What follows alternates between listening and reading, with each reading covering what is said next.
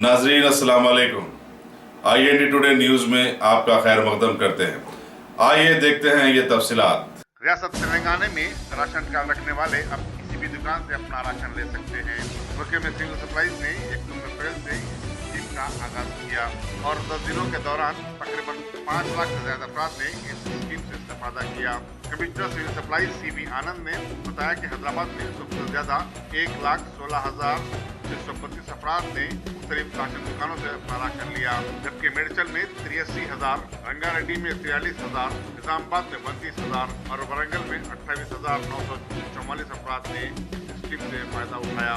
उन्होंने बताया कि राशन शॉप डीलर्स में भी मसाबकत में इजाफा हुआ है, क्योंकि ज्यादा से ज्यादा राशन की फरोख्त में उन्हें अच्छा खासा कमीशन भी मिलता है। अब राशन की दुकानें सुबह 6 बजे भी खुल रही हैं। CB आनंद ने बताया कि रियासत में जुमला 17,023 राशन शॉप्स हैं।